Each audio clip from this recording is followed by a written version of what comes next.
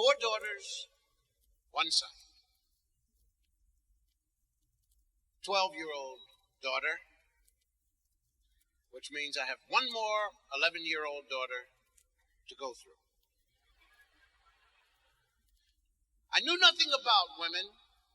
I have 3 brothers, my mother. Then I have a wife. Never knew women. 4 daughters. Prior to this 12-year-old,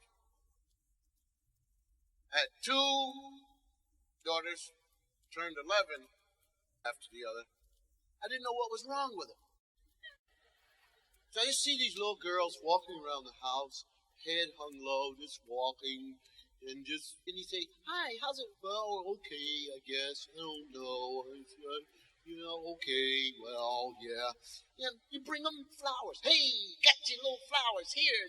Try to cheer them up." "Oh, thanks, Dad." "Well, don't you like them?" "Yeah, they're pretty. They're really nice. Thanks, Dad. I'll put them upstairs." "Hey, I got your pair of jeans. Look at this. Really nice. I picked them up in place right from the dolls." "Thank you, Dad." "Are you unhappy?" "Well, I don't know. I guess. Maybe." 11-year-old girls. "Sort of. I don't know, I guess. Maybe." Never really looked up. Always at the floor. And then, for those of you who have 11-year-old daughters or about to have them, listen to me carefully. The reason why they're depressed is because 11-year-old girls are standing at the window of life waiting for their breast to come.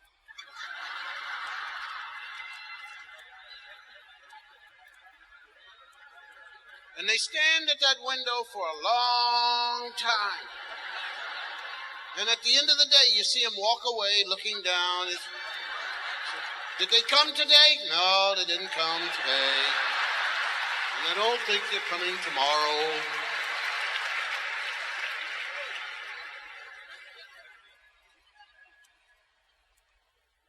So to bring some form of hope, you could show them, look, they're all around. You're not going to be left out. They'll be here. "I don't think so, Dad. I don't know." My wife and I made up the breast fairy.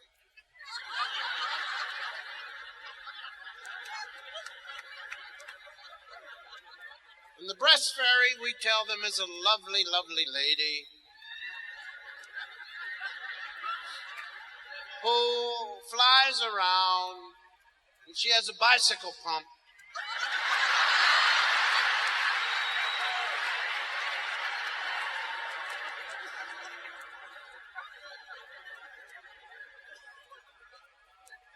And sometimes she pumps a long time. And then sometimes she just pumps a little bit,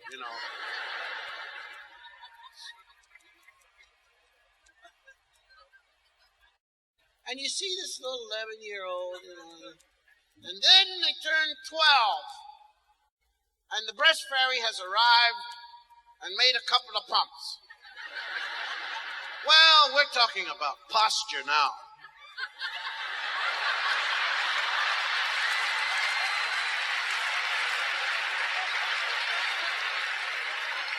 And I love it when you see 12-year-old girls trying to get their coordination together. They've already picked this up, They're not poking it. They're just, and you see them trying to.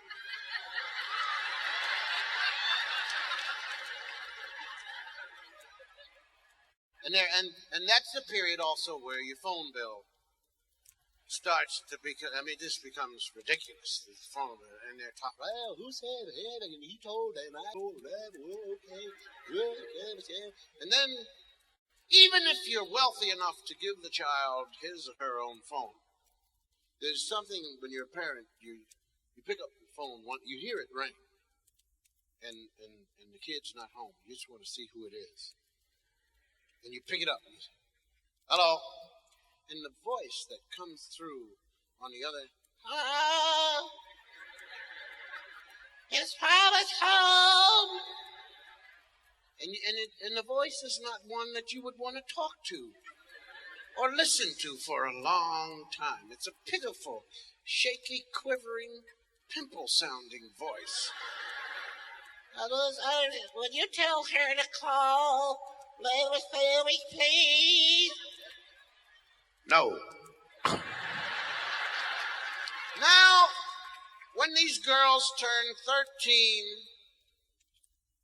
there comes a problem that I'm happy to say I'm not in.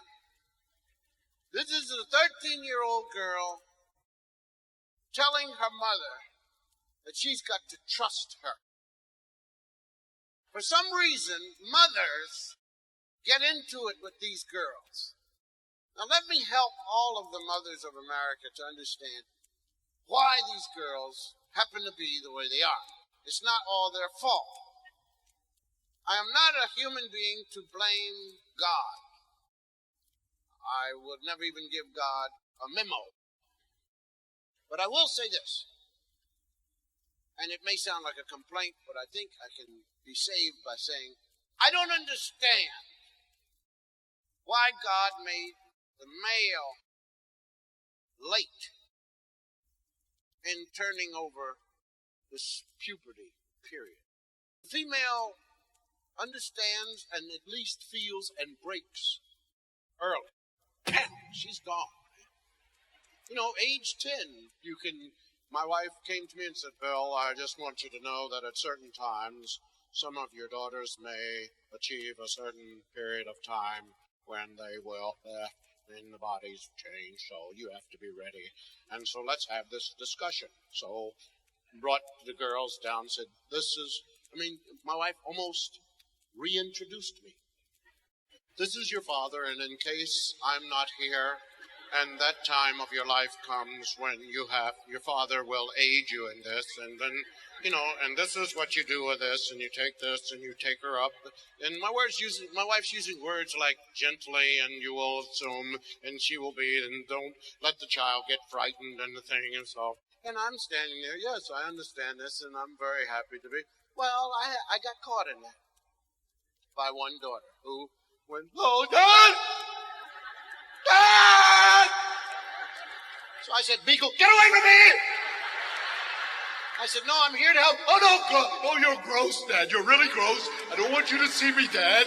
Get away. I said, yes, but look. Oh, Dad, call Mother, please. I'll just stay right here. No, get up, go. No, leave me alone. And I couldn't look at the girl for the next 3 days because she was, oh, God, you saw me when I was there. I said, but I'm your father. I don't care. Dad, I'm telling you, it was very strange. So I'm not in charge of that anymore.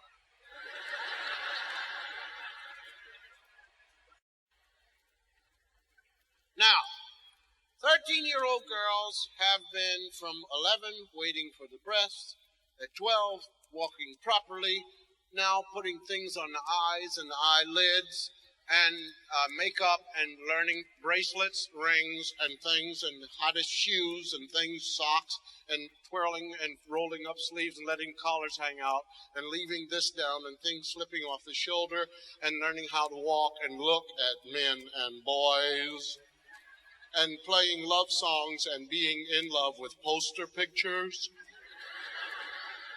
and falling in love with TV people and movie people and love, and oh God, I just can't believe it. And discussing with girlfriends about who, oh God, and just the word hunk and crunch and oh God, life, and if I would just die. Now girls are there, 12 to 13, they're there. Love, romance, songs, oh, love you, find you, and oh God, oh my God. But boys, God made boys, even up to 12. They're grabbing frogs. You got a frog? Yeah, there's a frog. You want to go get some snakes? Yeah, we'll get a cat and we'll throw a cat around. Yeah. And then we can dodge traffic for a while, okay? Yep. Oh, there's a girl. Go get her. Beat her up. You know, hit her. Hit her in the back. Oh, God, what did you... yo. Take that, you dirty rat, you dirty rat. I would rather kiss a dog on the nose than kiss a girl on the cheek. Now, with the male, it's overnight. And wherein we have the breast fairy, for the males, we have the fairy of good dream.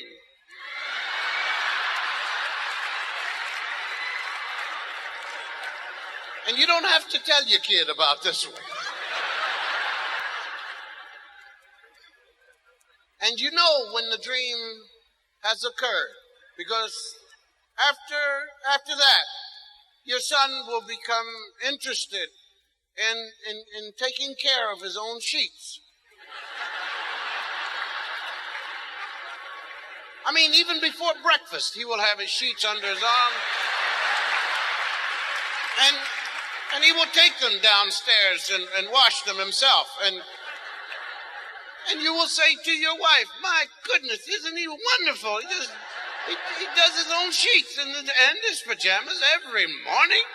He's wonderful. You know, yes, I believe in cleanliness, Mother and Dad. And if you don't mind, I think I'll go back and take another nap.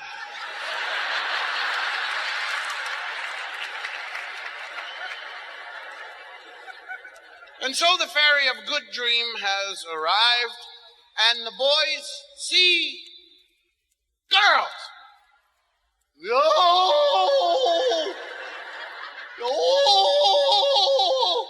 And the girls go, oh my God, he's here. But they don't know how long these fools are going to last, because they weren't too bright before then. So they don't know if it's going to be yanked away. So they start, oh God, we got to go. We got to get over to the mall. Hurry up, we'll go to the Galleria. Hurry up, let's go on. We'll see him over there. And so the girls want to go. It isn't so much that they want to do something. They're afraid they're going to lose it. So now the mother says, where do you think you're going? Well, mother, I'm just going, mother. Now, you tell me, where do you think? And that's when, as the father, you hear the two off in the room. I want to know. Well, Mother, I'm just going over to the place. You're not going in, and you'll stay in this house. But, Mother, you don't understand. Mother, can't you trust me? I don't trust what you're telling me about nasty boys running back. But I don't want it to be. And then you hear the key word, Mother, this is my life. I mean, Mother, your life is over.